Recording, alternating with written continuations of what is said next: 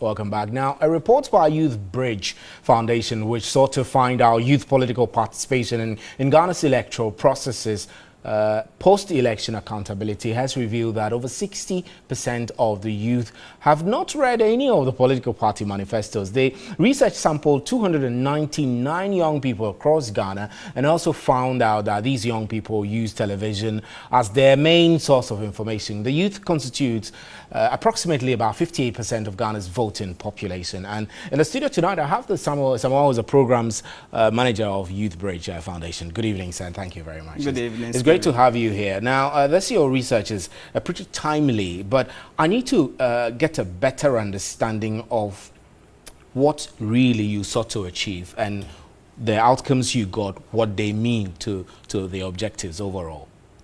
Thank you very much, and thank you for giving us the platform to articulate the views of young people in this country.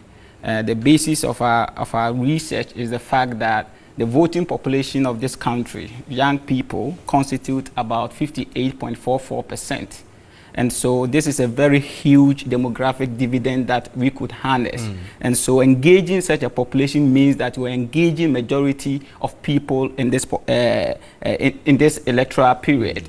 And so this research was actually sought to address the concerns of young people on how far they have been engaged in the election process with the 2016 election as a standpoint, and how their views have been factored in the various policy outline, which is the various political manifestos which have been rolled out by the various political parties. I know that the majority of people who go to vote sometimes don't care about manifesto issues, but critically, I know civil society groups like yourself have been driving the discussion to the point where you demand that we must engage, at least have a fair understanding of what's in these manifestos. And you sample 299. Yes. 299. What is the constitution of this sample size?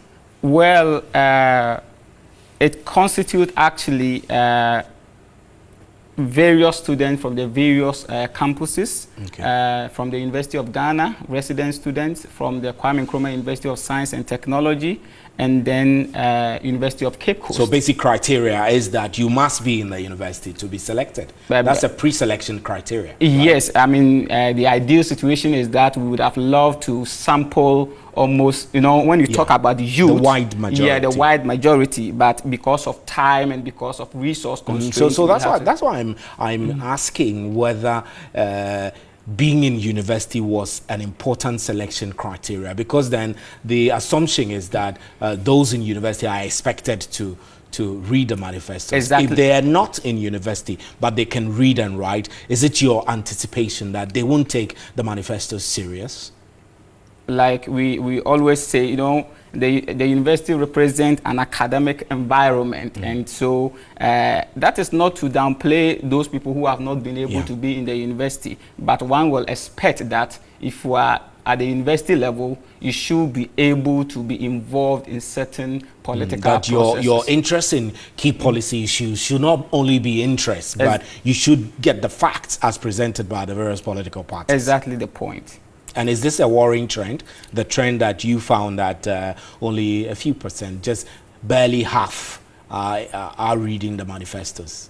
Is it a worrying trend or something? Indeed, it is a worrying trend, because if you have a huge voting population who are not interested in the policy outline or a policy document of the various political parties, at the end of the day, when a political party captures power, they're going to use the manifesto as a key document to take certain major decisions in this country. And so if young people are disengaged, are not interested in such an important document, then it calls for, it has to be addressed. It's an issue that needs critical interrogation. Before we talk about the critical interrogation and addressing that issue, I need to find out from you whether your research was able to come out with reasons for this low interest in the manifesto.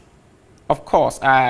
The whole idea was to also obtain some of this information critically and find out not just stating clearly that 65.2% of the student population were not interested in the manifesto. Some of the reasons were the fact that it was often pre-anticipated before, you know, there were a whole lot of delays about this party manifesto. And the Youth Bridge Foundation actually issued a statement demanding that the political parties release their manifestos so that we will be able to have ample time to interrogate the issues. As well. Okay, so that it will not just be a mere document which is just hovering around in the system. And so some of the reason was the fact that the manifesto was not released on time. Mr. Samoa, we're grateful for your time. Samuel Samoa is the programs manager of Youth Bridge Foundation, and he has been telling us about a research they have conducted which